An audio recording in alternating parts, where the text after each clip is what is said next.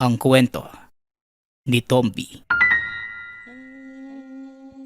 Ang kwentong ito ay hango sa totoong buhay.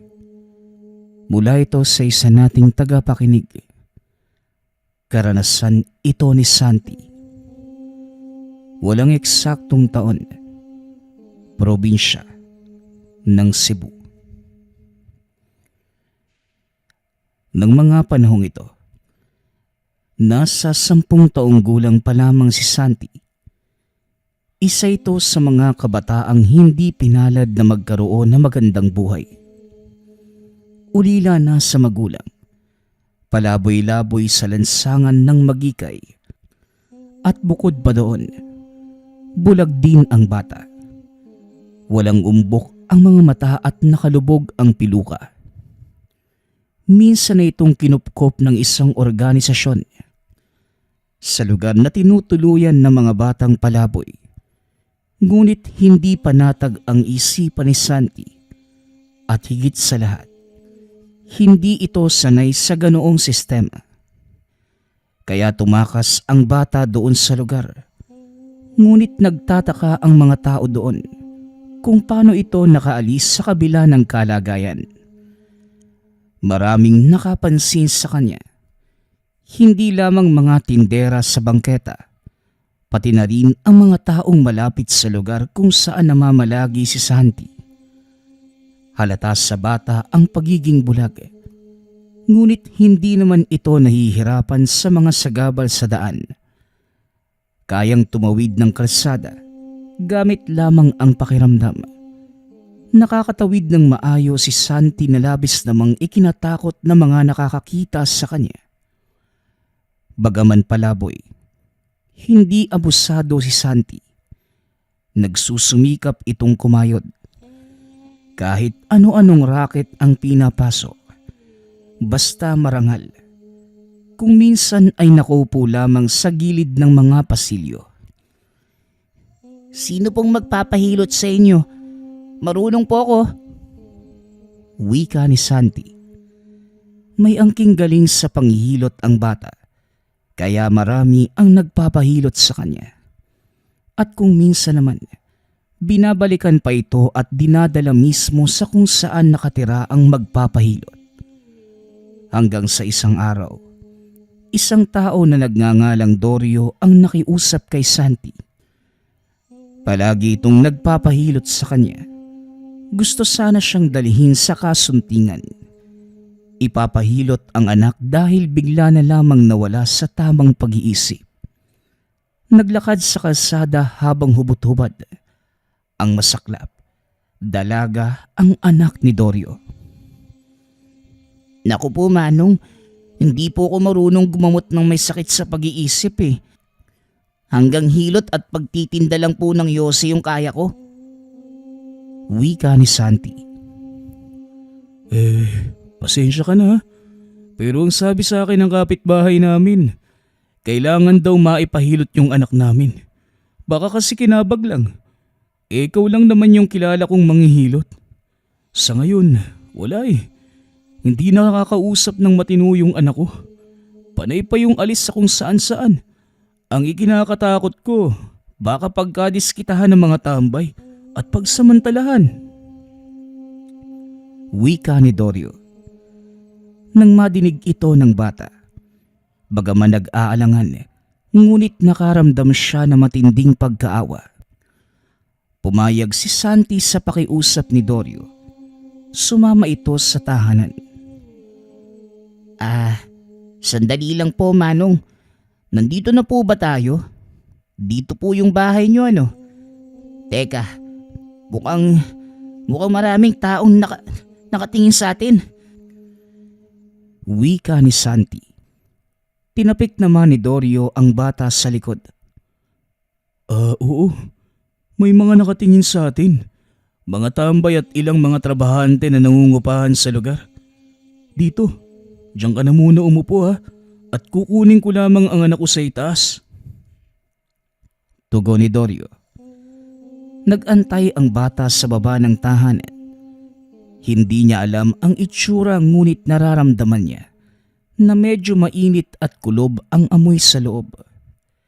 Nadidinig niya ang mga nag-uusap sa labas. Siya ang pinag-uusapan ng mga ito at tila nagkakagulo. Bakit yun yung kinuha ni Mang Dorio? Bulag na palabo yan eh. Di ko nga alam kung marunong ba talagang manghilot yan. At ano naman yung alam yan sa panggagamot?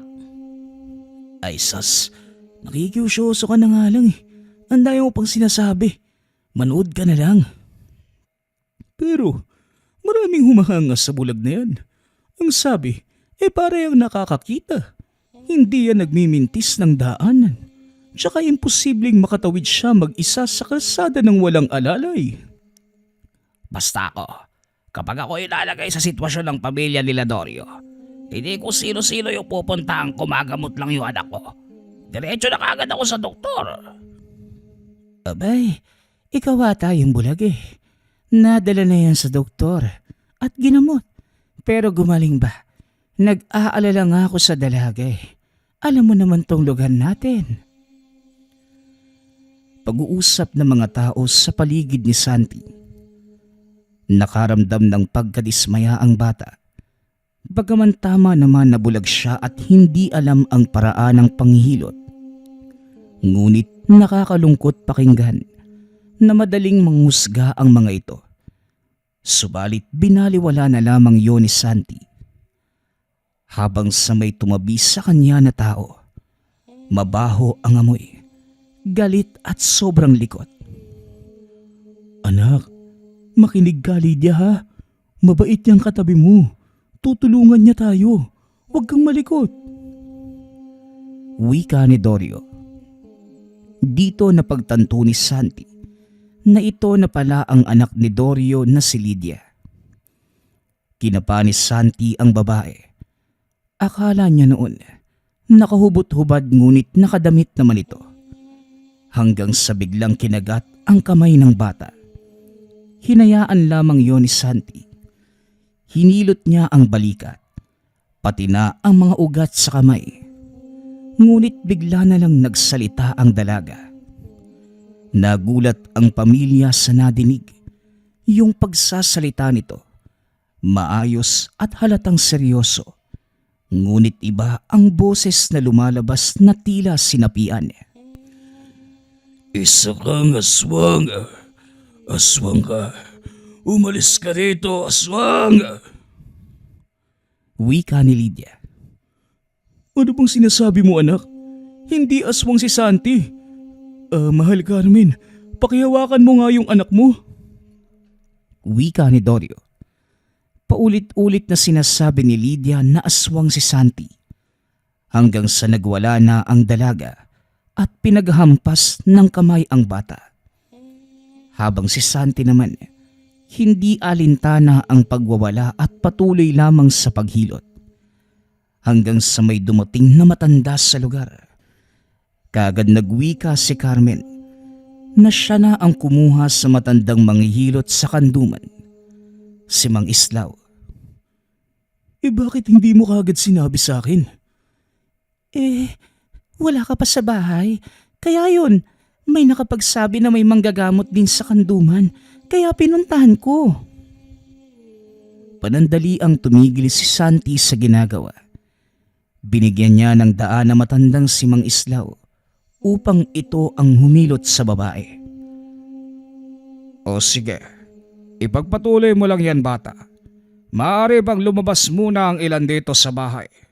Maging ikaw Carmen at ang asawa mo. Kami lang ang maiiwan dito kasama ng batang ito. Alinsunod sa sinabi ng matanda, lumabas ng tahanan ang mag-asawa, maging ang dalawang taong nakikiusisa. Sinara ni Mang Islaw ang pinto at bintana upang masiguradong walang makakakita sa kanila. Habang si Santi naman, medyo nagtataka dahil hindi niya alam kung bakit. Tumabi yun sa kanya at binulungan ang bata.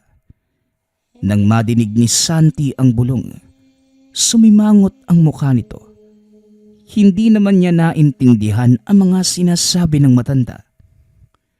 Pagkatapos ng bulong sa kanya, tinapik siya sa balikat. ituloy mo lang ang paghilot sa bata. Sa pamamagitan ng pagdampi ng mga kamay mo sa dilag, maikukulong mo ang kumukulam sa kanya. Wika ni Mang Isdaw. Nang madinig ni Santi ang sinasabi ng matanda, mas lalo itong nagtaka at gumulo ang isipan niya. Ganun pa man, tinuloy niya ang paghihilot. Dito mas lumalakas ang pagsigaw ni Lydia at hindi nakagalaw. Kaya napagtanto ng bulag na baka pinipigilan yon ni Mang Islaw. Ilayo nyo sa akin ang aswang. Lumayo ka! Pagsisigaw ni Lydia. Hindi ba ito ang gusto mo? Ang kulamin ng dalaga? Bakit ka naman natatakot sa batang ito? Akala ko pa naman kapag ordinaryong sakit lang. Kinukula mo pala. Alam mo ba, habang hawak ka ng bata, hindi ka makakawala. Kung saan ka man naroroon ngayong demonyo ka, manigas ka dyan. Mamamatay ka sa pamamagitan lang ng hilot ng batang ito.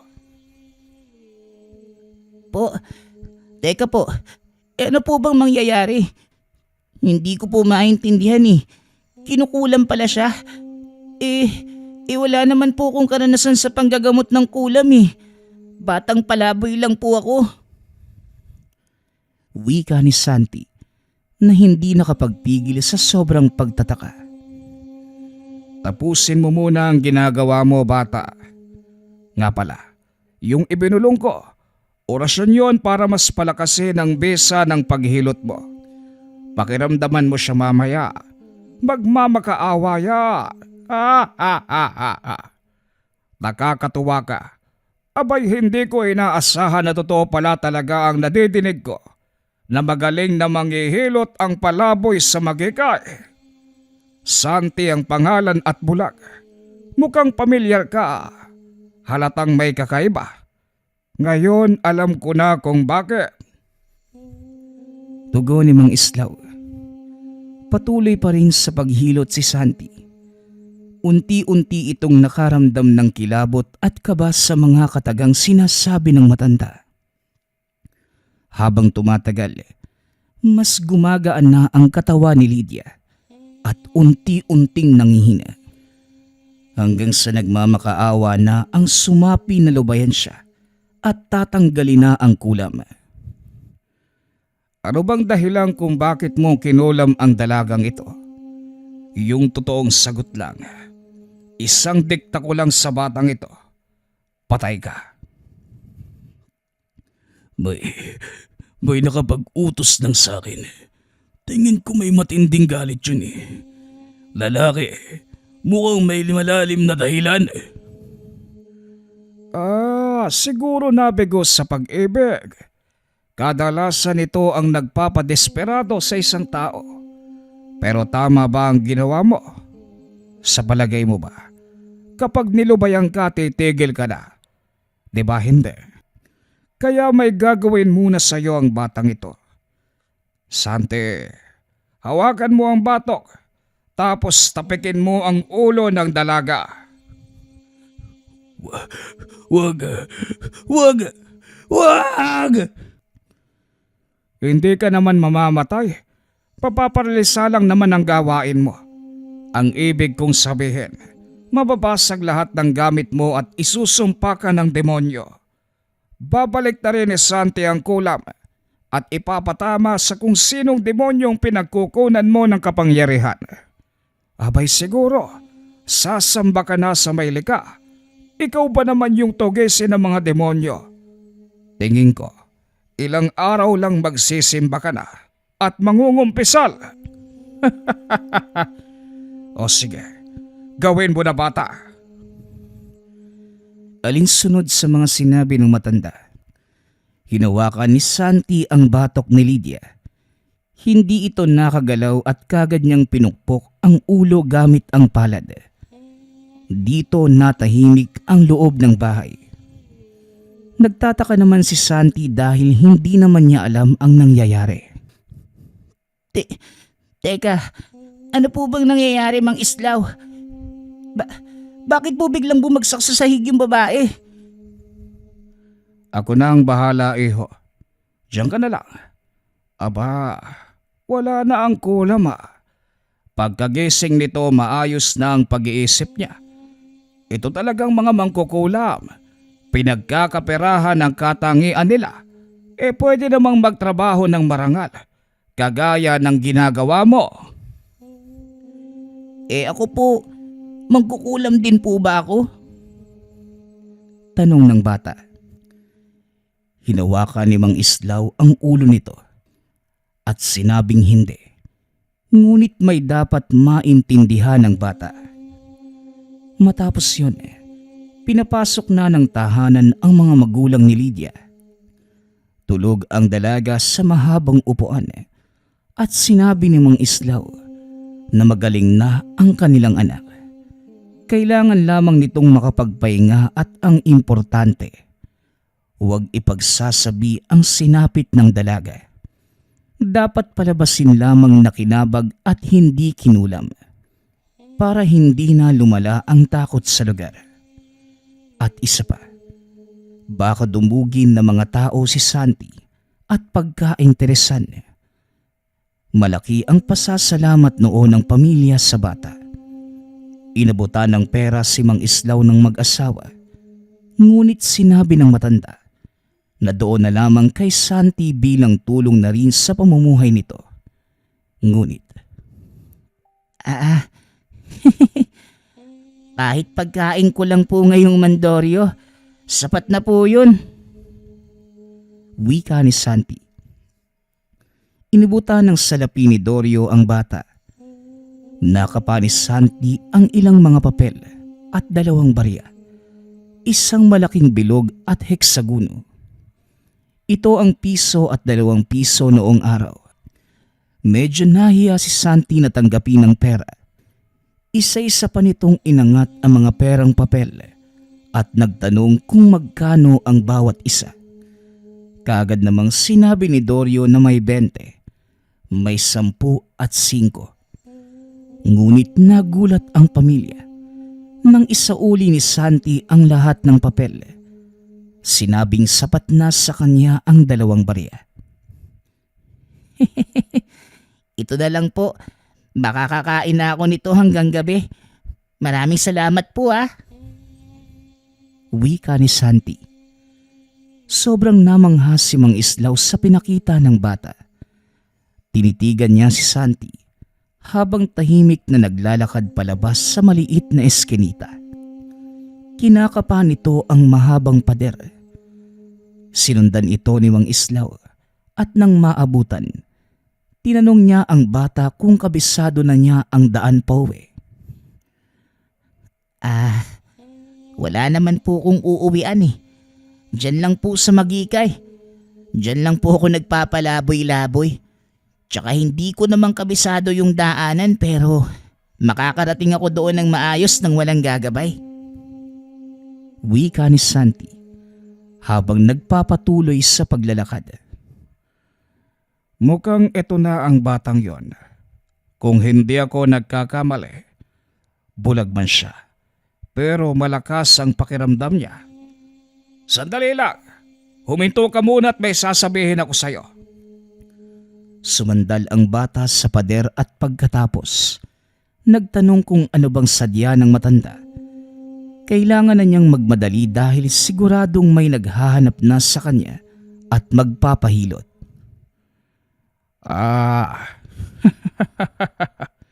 Ang sipag mo pala. Di ba may tanong ka kanina? Gusto mo bang malaman yon? At hindi ka ba nagtataka? Manong, di na po importante yun. Nawala na din po sa isip ko Tsaka baka ito na din po yung huli nating pagkikita. Kaya hindi na rin po yun mahalaga. Basta, naniniwala po ako sa kulam. Sige na po Teka, kahit ba ito ay tungkol sa totoo mong pagkatao, alam kong matagal mo nang gustong malaman yon. Alam ko na po yan Iniwan ako ng mga magulang ko kasi bulag ako. Pero Natanggap ko na po yun lahat. Ayos lang po sa akin. Nabubuhay naman po ko kahit mag-isa lang eh. O siya, sige. Mukhang wala ka namang pakialam sa tunay mong pagkatao. Pero alam mo ba, ako lang ang taong makakatulong sa'yo. Santi, hindi mo kailangang magpalaboy-laboy. Narito ako. Total wala naman akong kasama sa bahay. May kanya-kanya ng pamilya ang mga anak ko. Matagal na ring pumanaw ang asawa ko. Alam kong malaya ka sa lahat ng bagay. Pero dapat may gagabay pa rin sa'yo. Lalo sa edad mong yan at bulag ka pa. Naku Manong, wag na po. Sagabal lang po ako sa buhay ninyo. Nagpatuloy na ito sa paglalakad. Kakaibang bata ka talaga. O sige, sasabahan na lang kita doon sa Magekay. Tutulungan kitang manghilot at ang kikitain ko, ibibigay ko na lamang sa'yo. Nang mga sandaling to, nakisabay ang matanda habang naglalakad. Kinapa niya si Mang Islaw at sinabing salamat. Ngunit sinabi ng bata na hindi niya kailangan ng tulong. Pero si Mang Islaw, iginiit na sa ayaw at gusto ni Santi. Gagabayan siya ng matanda. Sasama ito sa kanya kahit saan magpunta. Ito naman ang labis na ipinagtataka ni Santi. Natanong pa niya ang sarili kung bakit gano'n na lamang ang pagmamalasakit ni Mang Islaw sa kanya. Hanggang sa naintindihan niyang gusto siyang kupkupin ito. Tumangulang si Santi at sinabing, Ikaw po yung bahala, Manong. Pero baka mahirapan lang po kayo ah. Nang makarating sa sinasabing lugar ni Santi, totoo ang sinasabi ng bata. May mga nag-aantay doon sa lugar na mga tao upang magpahilot sa kanya. Tinulungan ni Mang Islaw ang bata hanggang sa pagsapit ng gabi. Matapos nilang makakain ay pinauwi na ng bata si Mang Islaw. Uuwi na lamang ako kapag kasama kita. Hanggat narito ka, hindi ako aalis. Manong, ano po ba talagang pakay niyo sa akin? Bakit po ang kulit niyo? Matanda naman na po kayo at pakiramdam ko, mahina na kayo. Di ba sabi ko nga po, nasanay na ako dito. Bahagyang nakaramdam ng hiya si Mang Islaw sa banat ng bata. Totoo naman, at tila nagmistulan din siyang batang paslit. Ngunit ganun pa man, malakas ang kuryosidad ni Mang Islaw na kupkupin ng bata. Meron itong sariling dahilan, ngunit hindi niya naman nabanggit kay Santi dahil baka hindi maniwala sa kanya ang bata. Hanggang sa nabanas na lamang si Santi, napilitan itong pumayag sa nais ni Mang Islaw. Sumama ito sa tahanan ng matanda sa kanduman, ngunit sinabi ng bata na ihahatid lamang niya si Mang Islaw. Aba, bukod sa bulag ka mautak ka rin pala. Katanda-tanda ko na hindi ko kagad nakuha ang diskarte mo. Hindi bale, kaya gusto kitang gabayan dahil nais kitang maging katuwang. Magaling ka sa espiritual at likas na sa iyo yon. Hindi naman yun kaila. Hindi ka ba nagtataka na kahit bulag ka parang nakikita mo din ang lugar? At bukod pa dyan, kailangan kitang proteksyonan. Para din ito sa iyong ikabubuti. Hindi lang para sa iyo kung hindi para sa mga taong nasa paligid mo. Dahil kung hindi ka magagabayan, magiging banta ka sa mga tao. O ito, nasa tapat na tayo ng bahay ko. Pumasok ka na sa loob. Alam kong nararamdaman mo ang lugar. Kahit bulag ka't huwag ka nang magkunwari. Lumutang ang isip ni Santi sa mga huling salaysay ni Mang Islaw. Lalo na ang katagang magiging banta siya sa mga tao kung hindi magagabayan. Ito ang nakapagpabagabag ng husto sa isipan ni Santi. Kaya sa halip na bumalik ng Magikay, Matapos maihatid si Mang Islaw, tila napako ang paa ng bata sa kinatatayuan. Nalilito ito na mga sandaling yun. Napatanong din siya sa sarili kung bakit ang daming alam ni Mang Islaw. Lalo na't sinabi nitong nararamdaman niya ang lugar kahit bulag. Tama naman ang matanda sapagkat totoo nga ang sinasabi ni Mang Islaw. Kahit wala itong paningin, nagagamit niya ang malakas na pang-amoy, pandinig at pakiramdam. Ano pang tinatayo-tayo mo dyan? Jesus, kunwari ka pa. Gusto mo naman talagang malaman ang lahat kung saan ba nang galing yung kakaibang katangian mo. Nagmamatigas ka pa kasi. Dito, ayan. Ito ang pinto ng silid mo. Alam kong ramdam mo na may silid doon. Ito naman ang kwarto ko. Teka nga, maupo ka muna doon sa katre. Ipaghahanda lang kita ng kumot at unan. Sandali nga po, Manong. Pwede bang diretsuhin niyo na lang po ko? Alam ko naman na hindi away yung nararamdaman niyo sa akin eh. Sa tono ng pananalita niyo, bukod sa gusto niyo akong maging katuwang, ano po ba talaga ako? Sige po, ipagpalagay na lang po natin na may interes kayo sa pagkatao, tama? Magpahinga ka na muna. Bukas ng umaga sasabihin ko sa iyo lahat. Gabing-gabi na. Tapos kita naman sa mukha mo ang pagkapagod. Kumuha ito ng unan at kumot para kay Basti. Hindi naman nagsalita pa ang bata. Pagod na rin kaya wala na siyang nagawa kundi ipagpabukas na lang. Habang nakahiga si Basti at inaantay makatulog, pansin itong parang nanginginig ang kanyang katawan. Ramdam niya ang pagpilantik ng kalamnan. Hindi naman malamig. Sa halip ay medyo maalinsangan pa at parang may darating na ulan. Bukod pa dito, hindi siya mapakali at parang may kakaiba sa sarili. May naaamoy din ang bulag na parang lana. Ngunit masakit sa kanyang ilong at maging sa bawat paghinga ay nahihirapan ang bata. Hindi niya maintindihan ang sarili. Hindi niya alam kung naninibago lang ba sa tahanan o sadyang may kakaiba dito sa bahay.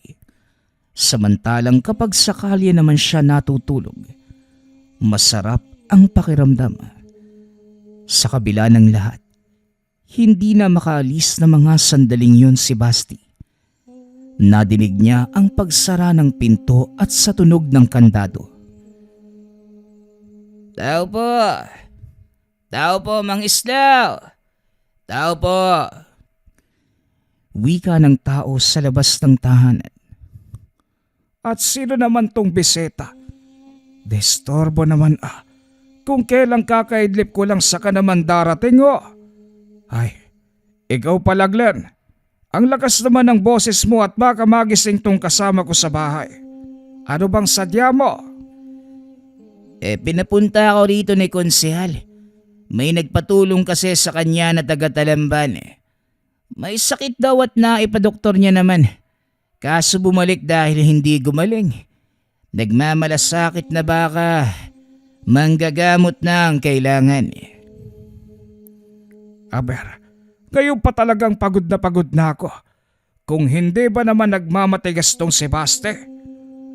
Ay nako, ang hirap nga namang tanggihan itong mga nangangailangan ng tulong. Lalo kapag lumapit sa katulad kong may tangan. Nawawala ang bisa ng gamit. O sige, antayin mo ko dyan. May hahanda lamang ako. Nadinig ni Santi ang tunog ng yapak nito sa sahig. Huminto sa kanyang silid. Huwag kang aalis iho ha. Alam kong hindi ka tulog kahit nakapikit ang mga mata mo. Nararamdaman kita. Bumangon si Santi. Sinabi niya sa matanda na hindi mapalagay sa tahanan. Hindi ito makatulog at parang may kakaiba sa kanyang katawan. Sa orasyon ko yan, at ilang gamit dito na bawal sa'yo. Malalaman mo din ang lahat kung bakit. E di, sasama na lang po ko. Nadilig kong may magpapagamot ata eh. Hindi ka ba pagod? Sige, ikaw ang bahala. Sumama nga si Santi sa matanda. Sumakay sila ng tricycle. Pinapakiramdaman niya sa mga sandaling yun na malayo ang lugar. Hanggang sa huminto na at may sinabi yung lalaking nagngangalang Glenn. Ayon dito, sa likod ng bahay ng konsihal ay may sakit. Puntahan na lamang nila at may maliit na silid doon. Tinapik siya ni Mang Islaw. Sinabi ng matanda na humawak lamang sa kamay dahil mahirap ang daan. Naku, wag na po. Kaya ko po kahit hindi ko nakikita yung daan. Pinagmamasdan lamang siya ng mga sandaling yun ni Mang Islaw. Hanggang sa nauna nang naglakad si Basti. Dumiretso ito sa likod na parang hindi bulag. Huminto pa sa isang maliit na pinto at halatang nakikiramdam. Parang may tao po dito ah. Ano po, Mang Islaw? Dalawa sila. Napailing na lamang si Mang Islaw na mga sandaling yun. Nakita niya sa bintana na may dalawang tao sa loob ng silid. Sobrang namangha kay Basti. Isang matandang babae ang nasa loob at isang dalaga. Magandang gabi sa inyo. Ito na po ba ang nanghingi ng tulong kay konsehal? Hindi naman kaila. Dahil wala namang ibang silid dito at iisa lang. Nagpakilala ang dalaga sa pangalang Esme. Kasama ang nanay niyang si Juana. Kayo po ba yung ipinatawag ng konsehal? Pasensya na po sa abala. Ito pong nanay ko. Panireklamo na sumasakit ang tiyan niya. Tapos nagsusuka at ayaw kumain ng mga inihahanda ko sa kanya. Sa halip, gusto niya yung hilaw na karne. Naku po, akala ko pa naman madaling gamutan lang. Iha, may nakapagsabi na ba sa kung anong sakit meron ng nanay mo? Bakit po, Mang Islaw? Malala po ba yung sakit niya?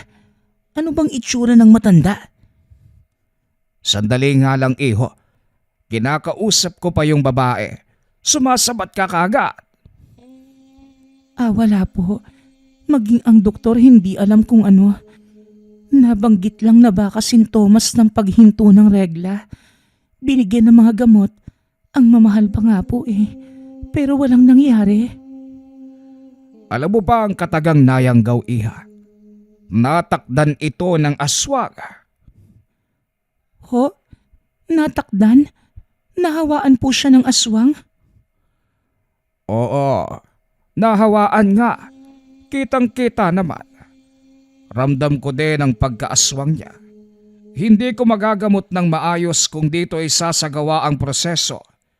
Matagal ang magiging gamutan at hindi rin pwedeng mangyari yon sa lugar na ito. Mabubulabog ang mga tao rito. Basti, sasama ka pa rin ba kapag sinabi ko na doon tayo sa bahay ng mag-inang to? Hindi nakapagsalita si Basti. Naguguluhan sa sitwasyon. Nakaramdam din ito ng takot dahil sa katagang aswang. Ang hindi pagkibo para sa akin ay pagsang-ayon. O siya, sige, isama mo kami sa bahay mo ngayon din. Tumango si Esme. Samantala bigla namang dumating ang konsehal. Nagtanong ito kay Mang Islaw kung ano ba ang sitwasyon. Pinaliwanag lahat na matanda at sumang-ayon din ito sa planong gamutan na gagawin. Binigyan pa sila ng salapi at ilang mga kinakailangan upang makatagal sa bahay ng mag-ina. Matapos ang pag-uusap, nagmungkahi naman ang konsehal sa isang tauhan niyang si Jose na ihatid ng sasakyan sila Mang Islaw papuntang Talamban. Nagreklamo pa ang tauhan sapagkat hindi sakop nila ang talamban at bakit kailangan pang tulungan ang mag-ina. Samantalang may ibang namamahala naman doon sa lugar. Nagsalita si Mang Islaw. Wala namang masama sa ginagawa ng konsehal. Alam mo, Jose, ang pagtulong sa kapwa ay walang hangganan.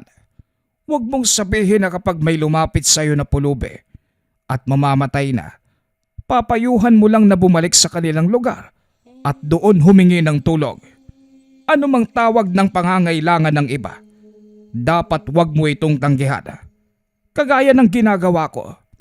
Kung saan ako nakakarating, yan ang mabuting pakikitungo, Jose. Jose, sige na. Iatid mo na, ang dami mong alam. Kamag-anak ko ang mga to kaya lumapit sa akin.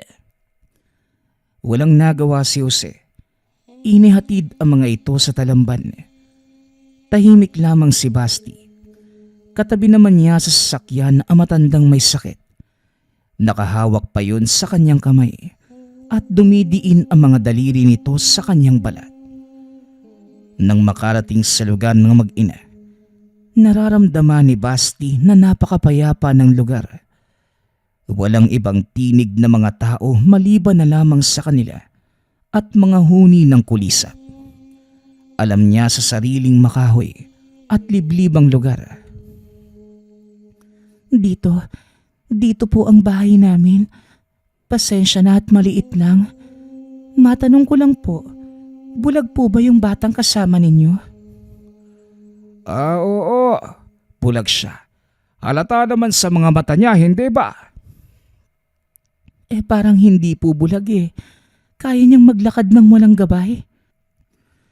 Puna ni Esme nang mapansin ang kilos ng bata. Maliit lamang ang bahay ng mag-ina.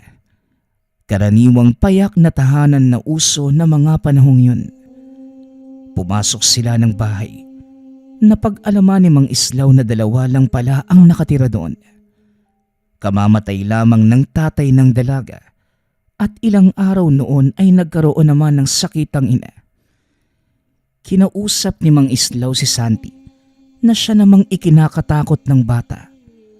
Ang sabi ni Mang Islaw, nangangailangan ng tulong ang matanda sa kanya. Kagaya din ang gagawin nila noong ginamot ang kinukulam na babae. Teka lang po, Manong. Ayos lang yun pero yung gagamutin natin ngayon. Ang sabi nyo aswang, hindi ko po ata kaya yung pinapagawa nyo.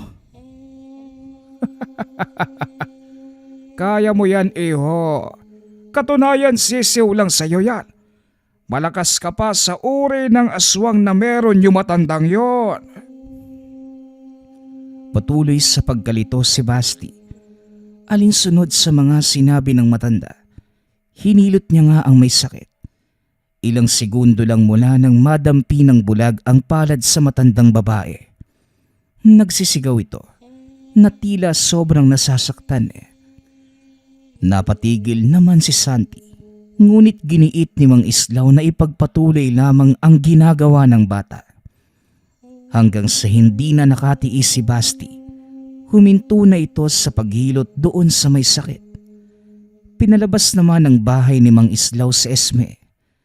Mas makakabuti na hindi makikita ng dalaga ang nangyayari upang mapanatag ito. Huwag kang titigil sa paghilot sa kanya. Sa katunayan, hindi naman nagagamot talaga sa hilot ang yanggaw. Pero kapag katulad mo ang humilot, sigurado kong mapapagaling mo ang may sakit kagaya ng ginawa mo doon sa nakulam. May kakaibang kakayanan ka, iho. Nahihigop na mga kamay mo ang negatibong enerhiya na bumabalot sa isang tao. Lumilipat ito sa iyo na siya namang kaya mong indahin dahil malakas ka. Ipagpapatuloy ko lang po yung ginagawa ko. Sa oras na sabihin nyo sa akin yung dahilan. Medyo nabalisa si Mang Islaw sa pagkakataong yun. Sa isip ng matanda, Magbabago ang bulag kapag nalaman nito ang totoong pagkatao. Ngunit dahil wala nang magawa, lalo't sa pagkakataong ito, ang gamutan na gagawin ay mahirap. Hindi ito kaya ni Mang Islaw maliban na lamang kay Basti. Sa pagkakaalala ko noon, 3 grupo kami ng mga babaylang nagplanong tumugis ng 2 mabangis na aswang sa Mandaue. Mag-asawang aswang at hindi pangkaraniwang aswang lang. Kung hindi mataas na uri ito ng aswang na kung tawagin ay burang. Kauri din ng wakwak ngunit mas malakas pa. Hindi ko gusto ang pagyaya sa akin dahil alam ko ang sinasabing mabangis na aswang. Mabubuting tao at kailanman hindi naminsala na mga naninirahan sa lugar. Matagal ko nang kilala ang 2 aswang na yon. Nagkaroon kami ng ugnayan at naging kaibigan ko pa yung lalaki. At minsang nanghihingi pa ako ng payo kung paano kong kikilatese ng isang aswang. Sa kanila ko nalaman ang mga katangian ng aswang. At kahit anong pigil ko, hindi ako pinakinggan ng mga kasama ko. Sinabi ko pang ako na lang ang kakausap at papaalisin na lang ang mga aswang sa lugar. Pero wala. Gusto talaga nilang patayin ang 2 aswang. Ano bang magagawa ko? Isa lang ako na may pagnanais na huwag ituloy ang balak kontra sa higit 10 babaylan. Isang gabing pinagplanuhan ang paghuli sa mga aswang. At yon, nagtagumpay ang plano. Sa harapan ko mismo pinatay ang 2 aswang. At awang-awa ko dahil bukod sa mga kaibigan ko sila, may anak pala itong kakasilang pa lamang. Sinabi kong wag nang idamay ang bata. Kukup-kupin ko na lang at palalakihin. Pero hindi ako ang may hawak ng desisyon. Kung hindi ang nakararami, kung ano ang pasya, yun lamang ang susundin. Pero nagmakaawa ako ng nagmakaawa. Kaya imbes na patayin ang bata, binulag na lamang nila ito at pinatapon sa malayong lugar. Akala ko nga patay na ang batang yon. Pero buhay pala. Alam mo ba kung sino ang sanggol na yon? Walang iba kung hindi ikaw, Basti. Hindi ako maaaring magkamali. Dahil noong una pa lamang kitang nakita doon sa kusuntingan, pamilyar na sa akin ang presensya mo. Kitang-kita na matanda ang pagtulo ng mga luha sa mga mata ng bulag na paslit. Bigla itong humagulgol ng iyak. Nagsasabi po ba kayo ng totoo? Oo. At abot langit ang pasasalamat ko nang makita kita, Iho. Hindi ko lang pinaramdam sa'yo. Dahil isa ko sa mga tumugis sa mga magulang mo. Pero labag yun sa kagustuhan ko, Iho. Alam kong espesyal ang pagiging aswang mo. Dahil hindi ka kumain ng laman ng tao at kaya mong makisalamuha sa publiko. Yan ay kung nasa sapat na gabay ka. Kaya nga sinabi kong mapanghanib at magiging banta ka sa mga tao sa lugar. Sa pagpapatuloy ng pagsasalaysay ni Mang Islaw, unti-unting kumalma si Santi. Ayon sa matanda, isang sumpang uri ng aswang ang dugong merong kay Santi na siyang ipinapaliwanag na matanda sa mga naging kasamang babaylan noon.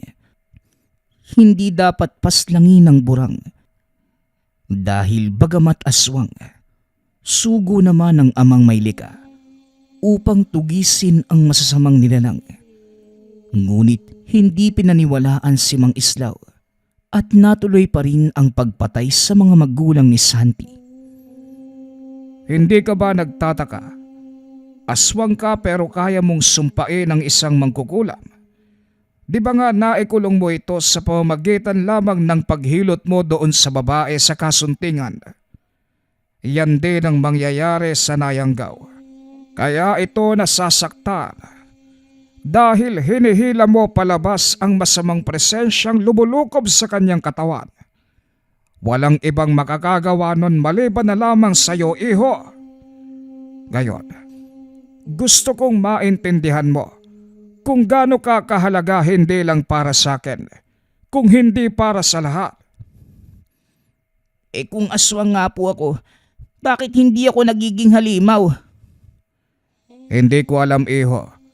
Pero sa tingin ko darating at darating ang araw na yon. Ayos ka na ba? Sabi ko na nga ba magbabago ka eh. Tsaka hindi pa napapanahon ang pagtuklas mo sa iyong sarili. Sa tingin ko, mas magaan na yung pakiramdam ko ngayon. At kung totoo man na ikaw yung dahilan kung bakit nabuhay pa ako, nagpapasalamat po ako. Pero kailangan kong mabigyan ng katarungan ng pagkamatay ng mga magulang ko. Sasama ako sa iyo araw-araw. Pero sasabihin mo sa akin ang mga naging kasama mong babaylan na pumatay sa mga magulang ko. Mali ang naiisip mo, iho. Mabubuti ang mga babaylan. Maaring nagkamali lamang sila. Pero dapat mong maintindihan na ang ginawa nila ay para lamang din sa mga tao. Tumango lamang si Santi. Binalikan ang matandang may sakit. Ipinagpatuloy nito ang paghilot. Sa bawat pagdampi ng kamay ng bata, sinasabay naman ni Mang Islaw ang kanyang orasyon. Nagpausok din ito ng insenso na siya namang nagpairita kay Santi. Kaya mong matagalan ang mga pangontra ng aswang, iho. Kaya mong tiisin ang mga gamit na meron ako. Ilang sandali pa, tumigil sa pagsigaw yung matandang babae. May kung anong lumabas sa balat nito. Mga pulgas ng asong nagtatalunan papunta sa sahig. Ang sabi naman ni Mang Islaw, nilulubayan na ng yanggaw ang pasyente. Bakit? Pulgas po ba yung yanggaw? Maraming klase, iho. May ahas na lalabas sa bibig. May mga isusuka na parang putik ngunit mabaho. May mahihimatay lang at may iba namang may lalabas sa katawan ng mga insekto. Isa na ang nakita mo ngayon sa mga uring yanggaw na yon. Dagdag pa ng matanda, hindi niya inaasahan na mapapadali ang pagpapagaling sa nayanggaw. Ngunit sinabi nitong nalalagay sa peligro ang mag-ina. Dahil sa oras na malaman ng aswang na gumaling na ang nayanggaw, babalikan niya ito. Ano pong dapat gawin natin, Mang Islaw? Dapat nating tugisin ang aswang bago pa may gawin sa mag-inang to. Paano naman po natin malalaman kung saan yun nakatira? Tumawa lamang si Mang Islaw. Tinitigan ang bulag na mata ni Santi. Sa pamamagitan mo, iho. Sa pamamagitan ng malakas mong pakiramdam at pang-amoy. Alam kong naaamoy mo ngayon ang baho na matandang ito. Ito din ang maaamoy mo sa oras na malapit na sa iyo ang aswang na salarin. Maliban pa dyan, natural na sa iyo ang pangitain. Dahil yan ang sabi ng tatay mo noon. May pangitain siyang nakikita sa oras na may banta sa isang lugar. Gulat na gulat si Santi sa mga sinabi ni Mang Islaw. Naalala noong minsang may sinagip na tao na napagdiskitahan ng mga tambay. Naglalakad lamang siya noon sa daan nang may pumasok sa isipan na magaganap na gulo. Isang tao na pinagtutulungang gulpihin. Nagpatuloy lang ito sa paglalakad at bigla na lang nakadinig ng pagsigaw. Kagad niyang naramdaman ang nangyayari sa paligid. Isang matanda nga ang pinagtutulungan ng kabataan. Pinagbabatuyo ni Santi. Kaya naman nilubayan ng mga kabataan ang paggugulpi doon sa tao. Matapos ang mga kaganapang yun, napapadalas na ang pagkakaroon niya ng kakaibang panaginip at pangitain. Tama nga po kayo. Naranasan ko ng maraming beses ang pangitain. Ito nga din yung nagbibigay sa akin ng gabay sa bawat landas na tinatahak ko eh. Kaya parang nakikita ko na din yung daan. Malakas din yung pang-amoy ko at pandinig.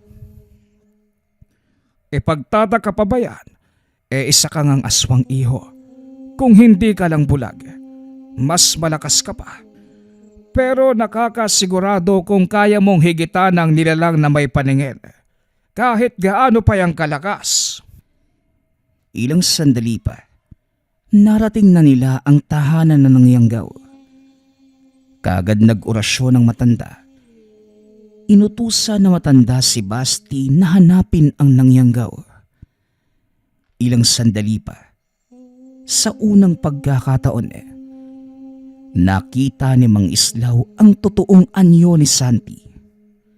Nagulat din ang matanda. Ngunit kitang-kita nito kung paanong pinatay ni Santi ang nangyanggaw. Matapos yun, Santi, mahusay. Pero ipangako mo sa akin na hindi mo ito gagamitin para manakit o manapak ng ibang tao. Maging mabuti ka pa rin at gagabayan kita papunta doon. ngumiti lamang ang bata. Ramdam naman ng matanda na hindi magiging banta sa mga tao si Santi. Dahil gagabayan niya ito papunta sa kabutihan. Nang makarating naman sa tahanan nila Isme, kagaya ng sinabi ni Mang Islaw sa mag-asawa na taga-kasuntingan, ganon din ang sinabi niya kay Esme.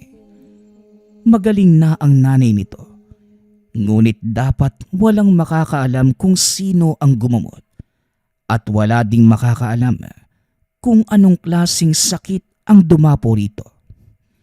Napaiyak na lamang ang dalaga. Ang sabi nito, wala siyang salapi upang ipambayad sa pagpapagaling sa ina, maliban na lamang sa pagpapasalamat, at kung merong hihilingin sa kanya, gagawin niya ito bilang kapalit. Ito, iha, bigay ni konsehal sa amin. Sa'yo na ito lahat. Wala kang dapat ipag-alala sapagkat hindi ako naniningil ng kabayaran. Maliban na lamang sa batang ito, pero ako na ang bahala sa kanya. Hindi na nagsalita pa si Santi. Naiintindihan niya kung gaano kabuting tao si Mang Islaw. Napagtanto din ng bata, ang pagtulong ay hindi kinakailangan ng anumang kapalit. Hanggang sa lumipas ang mga panahon, naging katuwang ni Mang Islaw ang bata sa panggagamot. Itinuring niya ito na parang tunay na anak. Hindi na alintana na matanda ang pagiging aswang nito. At para kay Mang Islaw, kahit anumang lahi o tao, basta't nagabayan ito sa tama, hindi ito maliligaw sa maling landas. Nagpapasalamat nga pala ako sa lahat ng sumusuporta sa ating channel. Nawa ay patuloy niyong suportahan at pakinggan ang ating mga kwento. Hanggang sa muling pakikinig. Paalam.